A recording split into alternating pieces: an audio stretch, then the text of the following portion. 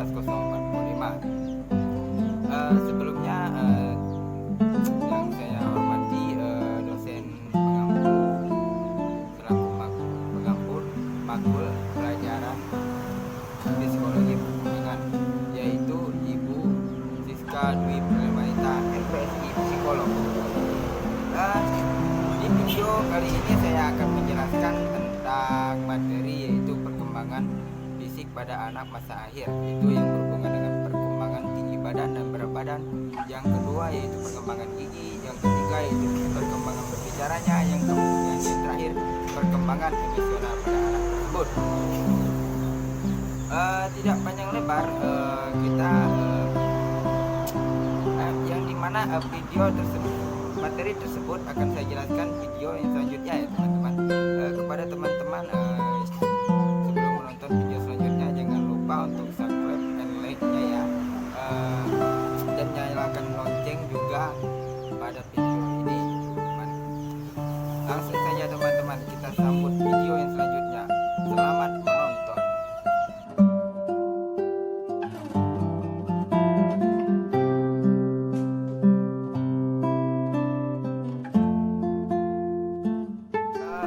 Terima kasih teman-teman masih mengikuti video saya yang ini teman-teman. Dari video pertama tadi, di sini kita akan membahas materi pertama yaitu yang mengenai perkembangan fisik, tinggi badan dan berat badan anak pada masa akhir. Satu hal yang perlu kita ketahui ya teman-teman, perkembangan fisik itu adalah perkembangan yang bisa kita lihat dengan mata kita, yaitu yang mengenai yang saya jelaskan tadi ya, berat badan, tinggi badan itu kelihatan semua ya teman-teman. Untuk persingkatkan waktu, saya akan menjelaskan tentang perkembangan tinggi dan berat badan pada masa akhir anak ini. Pada masa ini rata-ratanya anak itu bertumbuh tinggi badannya yaitu kira-kira 5 cm sampai 7 cm per tahun ya teman-teman. Sehingga ketika mereka memasuki usia 11 tahun itu untuk perempuannya rata-rata tinggi badannya itu 147 cm, sedangkan pada laki-laki 146 cm ya teman-teman. Masih tinggi perempuan ya teman-teman. Ya, karena pertumbuhan perempuan itu lebih cepat biasanya dari pertumbuhan laki-laki. Sedangkan berat badan pada masa akhir ini itu teman-teman dari berat badan dari pertengahan ke masa akhir itu mencapai 2,3 kg sampai 3,2 kg. Pada masa ini mereka sangat cepat bertumbuh pada masa akhir anak ini karena didorong oleh faktor angka mereka mulai bertumbuh, otot mereka pun sudah sangat meningkat ya teman-teman, sehingga mereka tinggi badan mereka, berat badan mereka bertumbuh sangat cepat ya teman-teman. Untuk materi pertama ini saya rasa mudah untuk memahami, akan saya lanjutkan ke materi yang kedua. Di dalam materi kedua ini saya akan menjelaskan tentang pertumbuhan gigi pada seorang anak. Pertumbuhan gigi pada seorang anak, sebelumnya yang umum kita ketahui, bahkan yang kita ketahui ya teman-teman, gigi itu mempunyai dua macam, yaitu gigi susu dan gigi permanen dewasa. Pada masa ini gigi susu itu mulai tanggal teman-teman. Mulai dari umur 5 tahun itu gigi susu itu mulai tanggal dan digantikan pada gigi permanen atau gigi dewasa. Di mana tempat gigi permanen tersebut? Tempat gigi permanen tersebut ada di akar tempat gigi susu kita yang sebelumnya. Sebenarnya sih pertumbuhan gigi ini sudah ada sejak kita masih bayi, tetapi belum muncul teman, karena belum kuat atau belum banyaknya kalsium yang kita miliki atau anak itu miliki. Yang ketiga itu perkembangan berbicara kepada anak masa akhir. Seperti yang kita ketahui, anak masa usia akhir itu sudah menduduki sekolah dasar. Di sekolah dasar mereka akan mendapatkan bimbingan dari guru, yaitu guru ditekankan untuk mengembangkan potensi anak tersebut menjadi salah satunya dalam hal berkomunikasi yaitu berbicaranya. Pada masa ini perkembangan bicara anak sudah sangat menonjol dikarenakan adanya pengalaman dari tahap awal, tahap kedua, tahap pertengahan hingga pada masa akhir anak. Bahkan ada juga anak yang seperti orang-orang dewasa melontarkan pembicaraannya.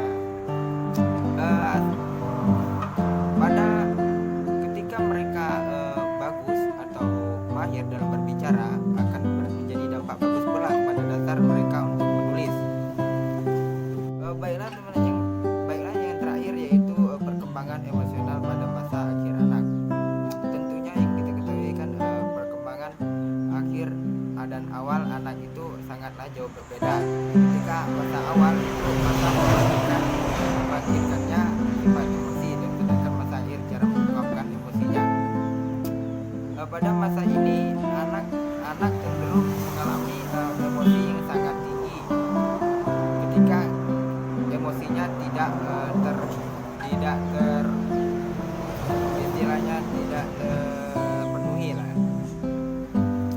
Terlalu mengekang emosi anak pada masa akhir ini, mereka akan timbul tegang misalnya kalau tidak seperti emosinya misalnya, atau mengekangnya timbul tegang, sedih, bahkan kecewa. Umumnya anak-anak pada masa akhir ini mereka melampiaskan emosinya dengan cara menangis, dengan cara bercanda, tertawa, tapi umumnya banyak yang menangis gitu. Pada masa akhir ini kita seorang tua harus mengerti dengan anak kita supaya menuruti emosi mereka, karena emosi pada masa akhir anak ini sangat tinggi ya teman-teman.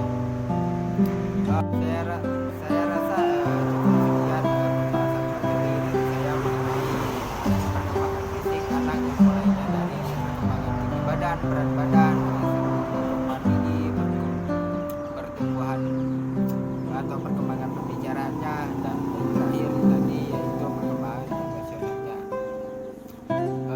Saya Muhammad Hari, bila ada kata-kata salah saya mohon maaf, kepada Allah saya mohon ampun. Jika lagi kita sama-sama saling menuntut ilmu ya teman-teman. Jika ada yang salah atau yang menyinggung apalah itu, mohon harap diberi komentarnya ya teman-teman. Baiklah, untuk singkatkan waktu, saya Muhammad Hari mengundurkan diri. Sekian, terima kasih. Wassalamualaikum warahmatullahi wabarakatuh.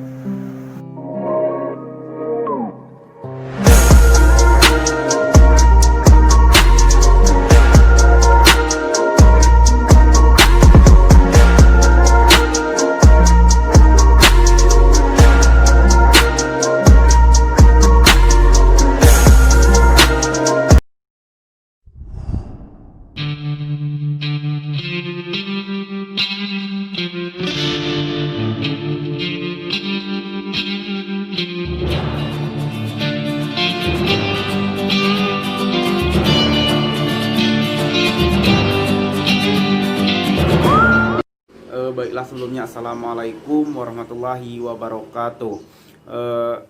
Perkenalkan, nama saya Muhammad Wahyudin dari kelas BKPI 2B, NIM 1915047. Baiklah, tujuan dibuatnya video ini adalah untuk memenuhi nilai akhir semester mata kuliah Psikologi Perkembangan tahun 2020. Dosen pengampu Siska Dewi Paramita MPSI. Baiklah, di sini saya sedikit menjelaskan materi tentang yang pertama itu ada pengertian perkembangan sosial, yang kedua itu perkembangan, dan yang kedua itu ada perkembangan minat dan permainan anak, yang ketiga itu ada perkembangan moral. Baiklah, di sini saya akan menjelaskan tentang perkembangan sosial. Apa itu perkembangan sosial? Itu perkembangan sosial adalah merupakan pencapaian kematangan dalam hubungan sosial. Perkembangan sosial anak sangat dipengaruhi oleh proses perlakuan atau bimbingan orang tua terhadap anak dalam berbagai aspek kehidupan sosial atau norma-norma kehidupan bermasyarakat, serta mendorong dan memberikan contoh kepada anaknya bagaimana menerapkan norma-norma ini, yang mana menerapkan dalam norma dalam kehidupan sehari-hari. Dapat juga diartikan sebagai proses belajar untuk menyesuaikan diri terhadap norma-norma kelompok, moral dan tradisi, meleburkan diri menjadi satu kesatuan, dan saling berkomunikasi dan kerjasama. Dan adapun menurut Harlock, perkembangan sosial adalah perolehan perilaku yang sesuai dengan tuntutan sosial. Menjadi orang yang mampu bermasyarakat memerlukan 3 proses, masing-masing proses berpisah dalam dan sangat berbeda satu sama lain, tetapi saling berkaitan, sehingga kegagalan dalam satu proses akan menurunkan kadar sosial individu. Menurut Masitoh, perkembangan sosial adalah perkembangan perilaku anak dalam menyesuaikan diri dengan aturan-aturan masyarakat di mana anak itu berada, yang mana perkembangan sosial diperoleh anak melalui kematangan dan kesempatan belajar dari berbagai respon terhadap dirinya. Dari pengertian yang ada sudah saya jelaskan, perkembangan sosial anak itu tergantung pada individu, anak, peran orang tua, orang dewasa, lingkungan masyarakat, dan termasuk taman kanak-kanak. Adapun dimaksud dengan perkembangan sosial anak adalah bagaimana anak usia dini berinteraksi dengan teman-teman sebaya, orang dewasa, dan masyarakat luas agar dapat menyesuaikan diri dengan baik. Baiklah, selanjutnya saya akan menjelaskan tentang perkembangan minat anak dalam bermain, yang mana beberapa ahli psikologi anak seperti Roger Erikson, Vygotsky, dan Freud menyampaikan paling tidak ada 3 jenis kegiatan bermain yang mendukung pembelajaran anak, yaitu bermain fungsional atau sensorimotor, bermain peran, dan bermain konstruktif. Yang mana bermain fungsional atau sensorimotor dimaksud adalah bahwa anak belajar melalui panca inderanya dan melalui hubungan fisik dengan lingkungannya. Kebutuhan sensorimotor akan didukung oleh ketika anak-anak disediakan kesempatan untuk bergerak secara bebas berhubungan dengan semacam-macam bahan dan alat permainan, baik di dalam ruangan maupun di luar ruangan. Bermain dan disebut juga bermain simbolik, berpura-pura fantasi, imajinasi, atau bermain drama, bermain peran. Ini sangat penting untuk perkembangan kognisi, sosial, dan emosi anak pada usia 3-6 tahun. Bermain peran dipandang sebagai sebuah kekuatan yang menjadi dasar perkembangan daya cipta, tahapan ingatan, kerja sama kelompok, penyerangan kosakata. Maksudnya penyerapan kosakata. Konsep hubungan kekeluargaan, pengendalian diri, keterampilan spesial, afeksi, dan keterampilan kognisi. Bermain peran memungkinkan anak memproyeksi dirinya ke masa depan, maksudnya, dan menciptakan kembali masa lalu, yang mana kualitas pengalaman main peran tergantung pada beberapa faktor, antara lain yang pertama ada cukup waktu untuk bermain, yang kedua ruang yang cukup, dan yang ketiga adanya peralatan untuk mendukung macam-macam adegan permainan. Adapun menurut Erikson terdapat 2 jenis bermain, yaitu bermain peran mikro dan makro. Bermain peran mikro dimaksudnya adalah bahwa anak-anak kemudian peran dengan menggunakan alat bermain ukuran kecil, misalnya orang-orang yang kecil atau yang lebih kita kenal itu sejenis, kalau di daerah-daerah kita itu permainan Barbie ataupun boneka-boneka yang kecil. Dan adapun bermainan peran makro, anak secara langsung bermain menjadi tokoh atau untuk memainkan peran tertentu sesuai dengan tema Misalnya peran sebagai ayah, ibu, dan anak dalam sebuah rumah tangga. Bermain konstruksi dilakukan melalui kegiatan bermain untuk membentuk bentuk-bentuk tertentu menjadi sebuah karya dengan menggunakan beraneka bahan, baik bahan cair maupun bahan terstruktur seperti air, cat, krayon, flygord, pasir, puzzle, atau bahan alam lainnya. Dalam kegiatan bermain dikenal adanya konsep identitas, ya, yang mana konsep identitas merupakan pada jumlah waktu yang dibutuhkan anak melalui tahap perkembangan kognisi, sosial, emosi, dan fisik yang dibutuhkan. Misalnya anak-anak harus memiliki pengalaman harian yang memungkinkan mereka untuk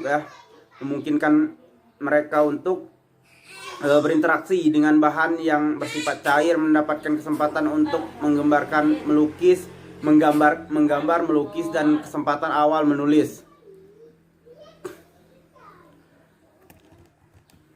Adapun konsep menekankan pada keanekaragaman kegiatan bermain disediakan untuk anak-anak lingkungannya, ya, di lingkungan. Maksudnya itu kegiatan harus memperkaya kesempatan pengalaman anak melalui beberapa jenis bermain yang dipilih sesuai dengan minat dan kebutuhan perkembangan anak. Baiklah, selanjutnya saya akan menjelaskan tentang perkembangan moral, ya, yang mana perkembangan moral itu adalah perubahan penalaran, perasaan, dan perilaku tentang standar mengenai benar dan salah. Perkembangan moral dimiliki dimensi intrapersonal yang mengatur aktivitas seorang ketika dia terlibat dalam interaksi sosial, dan dimensi intrapersonal yang mengatur aktivitas seorang ketika dia terlibat dalam interaksi sosial, dan dimensi interpersonal yang mengatur interaksi sosial dan penyelesaian konflik. Perkembangan moral berkaitan dengan aturan-aturan ketentuan tentang apa yang seharusnya dilakukan oleh seorang dalam berinteraksi dengan orang lain. Pada usia taman kanak-kanak atau pada usia dini, ya, anak telah memiliki pola moral yang harus dilihat dan dipelajari dalam rangka pengembangan moralitas. Orientasi moral diidentifikasikan dengan moral position atau ketetapan hati, yaitu suatu yang dimiliki seorang terhadap suatu nilai moral yang didasari oleh aspek motivasi kognitif dan aspek motivasi efektif. Menurut John Dewey, tahapan perkembangan moral seseorang akan melewati 3 fase, yaitu premoral, konvensional, dan autonomous. Anak-anak taman kanak-kanak secara teori berada pada fase pertama dan kedua. Oleh sebab itu, guru diharapkan memperhatikan kedua karakteristik terhadap perkembangan moral tersebut. Sedangkan menurut Piaget, seorang manusia dalam perkembangan moralnya melalui tahapan heteronomous dan autonomous. Ya, sering seorang guru di taman kanak-kanak atau di TK itu harus memperhatikan tahapan heteronomous karena pada tahapan ini anak-anak masih sangat labil, mudah terbawa arus, dan mudah berpengaruh. Mereka sangat membutuhkan bimbingan, proses latihan, serta membiasakan yang terus-menerus. Manusia ini merupakan makhluk etis, ya, atau makhluk yang mampu memahami kaidah-kaidah moral dan mampu menjadikan sebagai pedoman dalam bertutur kata, bersikap, dan berperilaku.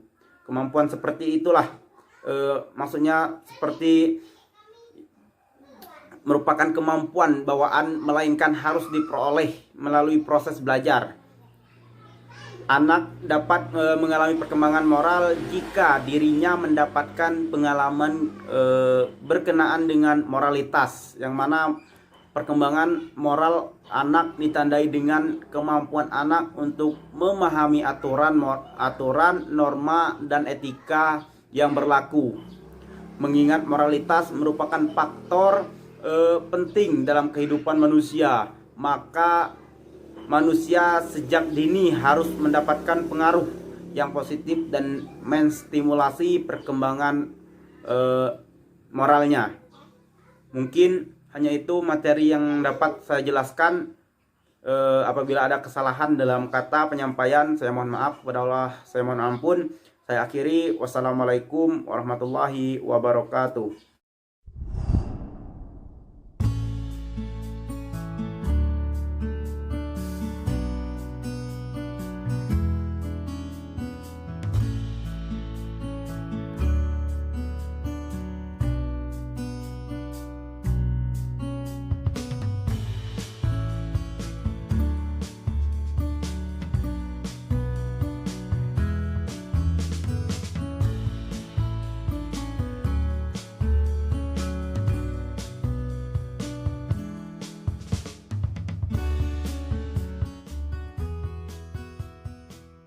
Assalamualaikum warahmatullahi wabarakatuh. Alhamdulillahirrabbilalamin. Nikmat yang luar biasa yang Allah berikan sehingga kita masih diberikan kesehatan untuk beraktivitas seperti biasanya. Dari rumah saya ingin menyapa ibu dan rekan-rekan semuanya. Selamat pagi, apa kabar? Semoga kita selalu dalam lindungan Allah Subhanahu wa Ta'ala. Amin.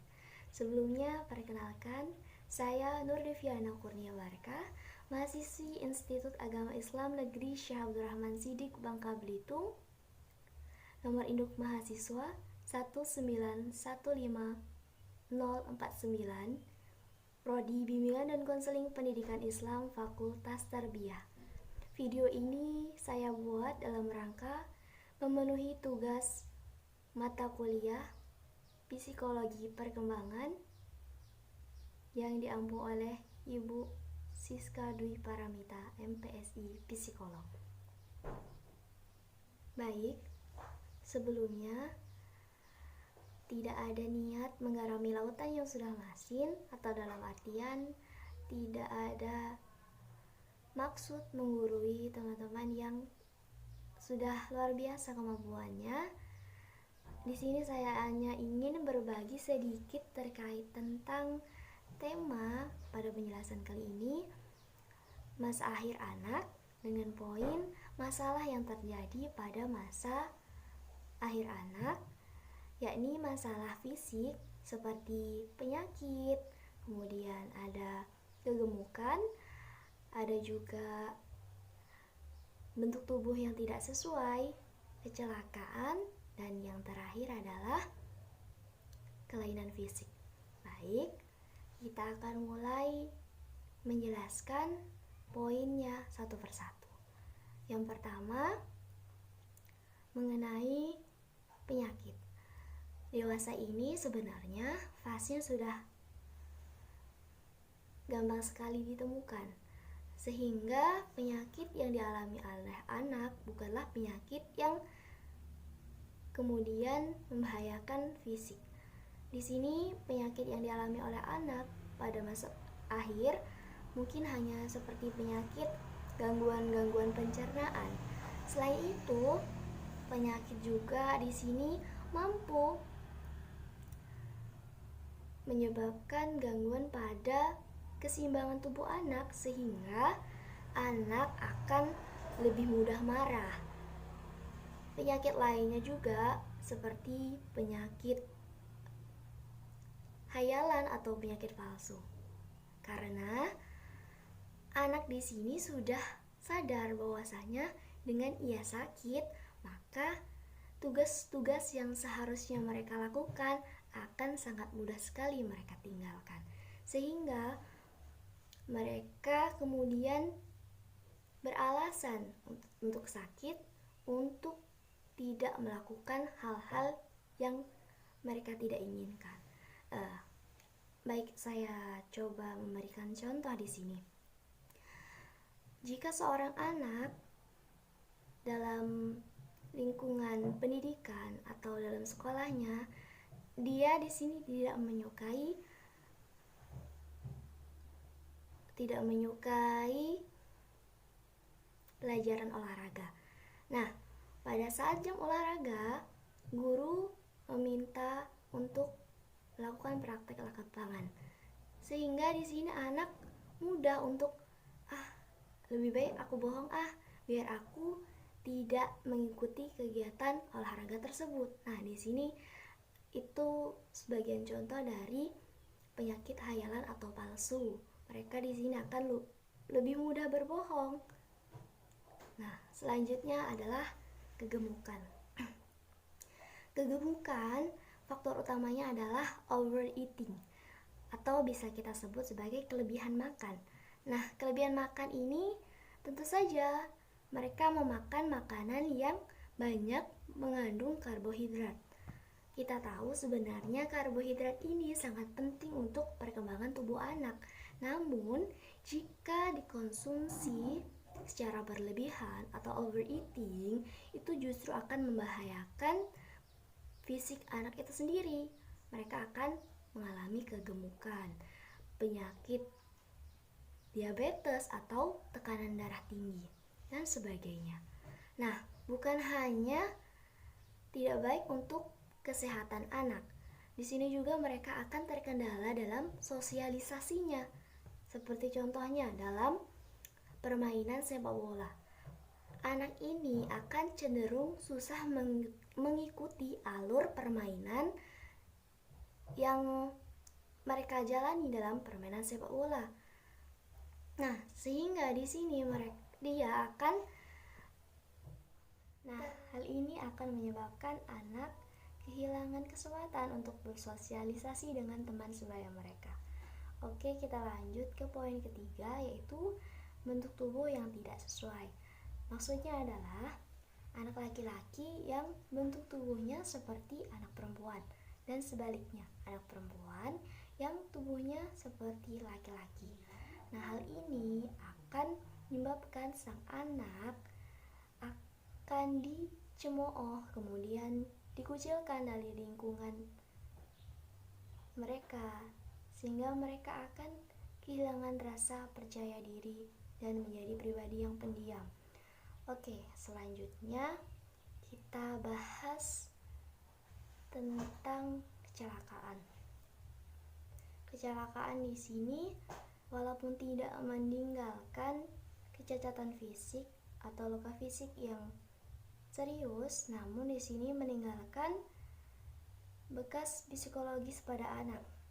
Anak di sini cenderung mengalami trauma, sehingga mereka akan keberatan mengikuti kegiatan yang berbau dengan fisik. Nah, jika ini berlanjut, sang anak di sini akan kehilangan rasa percaya diri dan malu oleh lingkungan sosialisasi mereka.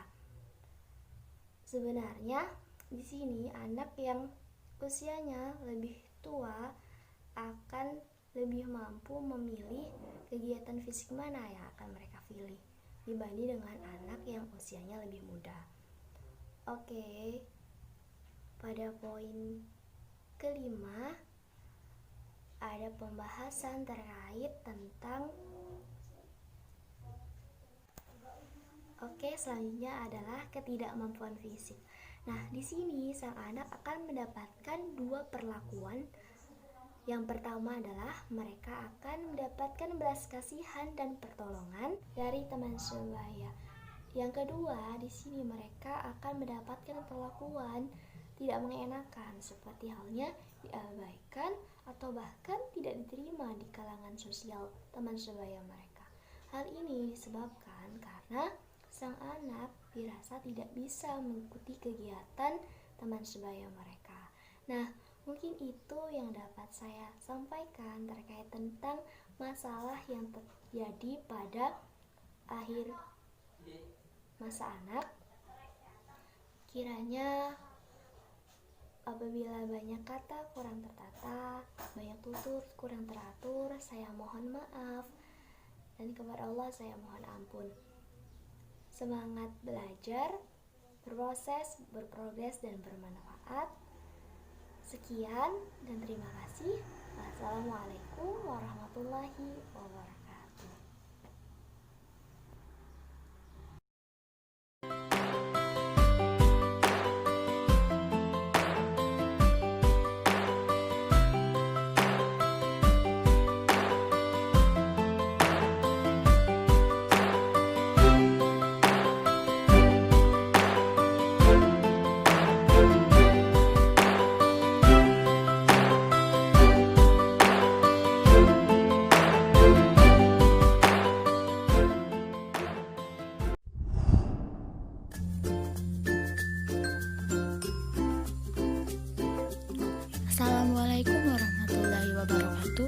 Nama Nurfitri Sari, NIM 1915051, dosen pengampu Siswa Dwi Paramita MPSI. Video ini dibuat untuk memenuhi nilai ujian akhir semester mata kuliah Psikologi Perkembangan tahun 2020. Baiklah, di sini saya akan menjelaskan masalah yang akan terjadi pada akhir masa anak-anak, seperti masalah psikologi yang terdiri dari rendah diri, sulit beradaptasi, emosi yang meledak-ledak, susah bersosialisasi. Yang pertama, saya akan menjelaskan tentang rendah diri, atau yang sering disebut minder. Salah satu masalah yang mempengaruhi perkembangan anak, yaitu di mana anak tersebut merasa tidak mampu atau tidak percaya diri atas kemampuannya. Selalu merasa dirinya tidak dapat melakukan sesuatu. Jika anak mengalami rendah diri, akan menghambat perkembangan psikologisnya dan juga menghambat prestasi belajarnya. Cara mengatasi anak yang sering merasa rendah diri. Yang pertama, cari tahu apa yang membuat anak tersebut merasa rendah diri. Yang kedua, bantu dia mengetahui minatnya dan cara mengembangkannya. Yang ketiga, puji ketika dia melakukan sesuatu. Yang keempat, ajarkan cara berpikir positif dan ciptakan suasana positif. Yang kelima, beritahu soal kegagalan adalah sebuah pembelajaran. Sulit beradaptasi. Dalam beradaptasi dengan lingkungannya, anak tidak selalu dapat beradaptasi dengan baik. Ada kalanya anak mengalami hambatan dalam proses penyesuaian diri. Penyesuaian diri yang gagal akan mengakibatkan ketegangan, rasa frustasi, dan perasaan bersalah, serta rendah diri ini akan membuat individu merasa tidak nyaman bila berada pada suatu lingkungan baru. Hal ini akan menjadikan anak tersebut merasa terasingi. Cara mengatasi anak yang sulit beradaptasi. 1. Beri stimulasi dan ajari anak bersosialisasi. 2. Ingatkan kelebihan anak. 3. Jangan pernah memaksa anak. 4. Hindari memberi label pada anak. 5. Orang tua adalah contoh terbaik. Ketiga, masalah yang akan terjadi pada akhir masa anak-anak terhadap emosi yang meledak-ledak adalah masalah terhadap penyesuaian pribadi dan sosial berupa ketidakmampuan untuk melakukan empati kompleks, suatu ikatan emosional antara individu dan orang-orang yang berarti. Hal ini disebabkan karena anak yang ketika bayi tidak pernah mengalami perilaku kasih sayang karena hubungannya kurang hangat dan stabil dengan ibu atau orang tuanya, tidak menyadari kebahagiaan yang dapat diperoleh dari hubungan kasih sayang. Cara mengatasi emosi anak yang meledak-ledak. 1. Jangan meladeni amarah anak. 2. Minta anak untuk menenangkan diri. 3. Cari tahu sumber amarahnya. 4. Teknik relaksasi saat emosi melanda. Yang keempat, susah bersosialisasi, yaitu di mana anak yang memiliki masalah bersosialisasi biasanya tidak ada niatan membangun relasi, walaupun sudah kenal dengan orang lain. Mereka lebih suka menyendiri atau lebih mencari kesibukan sendiri. Jika sudah tidak memiliki motivasi, tentu hal ini sudah berbahaya. Biasanya anak yang malu bersosialisasi atau bertemu orang baru adalah tanda awal sulit berkomunikasi. Kita bisa mengarahkan agar anak mau berbicara dan mengembangkan karakternya karena itu dapat membantu mengatasi anak yang susah berkomunikasi. Cara mengatasi anak yang susah bersosialisasi. 1. Biarkan anak berekspresi. 2. Hadirkan suasana terbuka. 3. Bermain bersama. 4. Ajarkan etika bergaul. 5. Rasa percaya diri dibangkitkan. Diri rendah adalah penilaian negatif seseorang terhadap diri dan kemampuan yang diekspresikan secara langsung maupun tidak langsung. Hindari kebiasaan memarahi anak. Anak tak dibiasakan memilih dan dituntut sempurna, karena hal ini dapat menimbulkan rasa rendah diri terhadap anak. Rendah merupakan masalah bagi banyak orang, tidak terkecuali anak mama, dan diekspresikan melalui tingkat kecemasan yang sedang sampai berat. Rendah diri atau minder muncul pada anak yang mengalami goncangan hebat dalam kehidupannya, dan bisa menetap seumur hidup jika tak ditangani. Penyebab rasa rendah diri ini adalah pemerkosaan, pelecehan seksual, bullying, atau kematian orang tua, kondisi ekonomi, kurang bersosialisasi. Bagi orang tua, hindari kebiasaan memarahi anak. Emosi yang meledak-ledak terhadap anak adalah yang pertama, kurang tidur. Yang kedua, kondisi tubuh. Yang ketiga, stres. Yang keempat, emosi anak belum stabil. Yang kelima, mencari perhatian.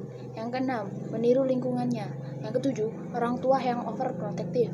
Sebagai orang tua, kita harus mengerti dan peka terhadap anak. Kita harus tahu apa yang diinginkan dan apa yang membuatnya emosi. Dan ketika anak sedang marah, buatlah anak menjadi bahagia agar emosinya sedikit menurun. Anak memang akan mengalami kondisi emosi yang berbeda-beda. Karena itu, orang tua pun dipaksa untuk melakukan teknik yang berbeda untuk menghadapinya. Bagi orang tua yang punya anak dengan emosi yang meledak-ledak, akan lebih baik ditangani dengan mengajarkan mereka dengan teknik yang tepat, dengan cara ajarkan anak mengontrol kemarahannya dengan ilustrasi. Kemampuan beradaptasi memang bersifat bawaan, artinya lingkungan memberikan pengaruh yang sangat sedikit atau bahkan tidak ada sama sekali. Namun, kita dapat membantu anak-anak untuk memudahkan proses adaptasinya dengan cara 1. Menerima dan memahami dengan baik bagaimana anak dampingi anak saat ia merasa tidak nyaman dengan perubahan yang tiba-tiba. 3. Untuk anak-anak kita yang menghadapi perubahan di sekolah, peran guru menjadi penting. Kedua, sulit beradaptasi. Orang tua juga dapat menjadi salah satu faktor penyebab mengapa seorang anak susah bergaul dengan teman sebayanya. Hal ini dikarenakan anak mungkin kurang memiliki aktivitas atau kegiatan yang melibatkan interaksi sosial. Si anak kecil di luar sekolah. Bagi orang, hindari kebiasaan terlalu mengekang anak agar tetap berada di rumah, karena hal ini dapat membuat anak menjadi sulit beradaptasi terhadap teman sebayanya. Orang tua dianjurkan untuk mengajari empati kepada anaknya. Susah bersosialisasi, itu biasanya anak pemalu. Jangan sampai anak Anda jadi anak pemalu. Sebisa mungkin, ajarkan anak untuk bersosialisasi dengan teman sebayanya. Jika anak mengalami rasa malu, kita sebagai orang tuanya harus menanyakan kepada anak tersebut, apa alasan anak itu merasa malu dan beri semangat atau motivasi agar dia tidak merasa malu lagi. Sehingga anak itu akan lebih mudah. Cara yang bisa Anda gunakan untuk memastikan si anak bisa belajar sosialisasi dengan baik adalah 1. Memberi contoh baik sebagai role model.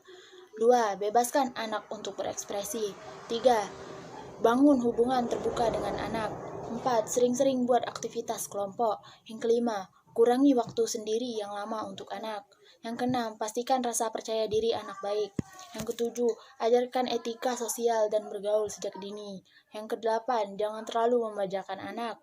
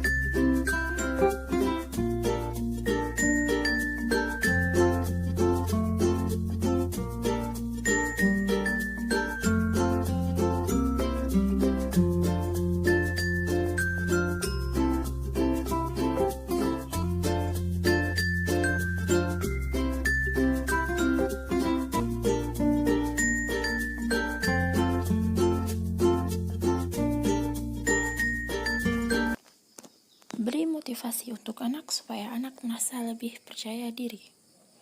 Dampingi anak saat ia merasa tidak nyaman dengan perubahan situasi yang tiba-tiba.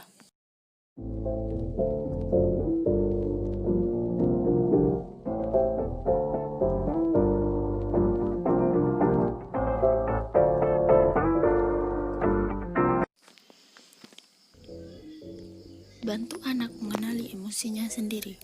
Beri rasa kasih sayang terhadap anak. Sekian video dari saya, maaf bila ada salah. Wassalamualaikum warahmatullahi wabarakatuh.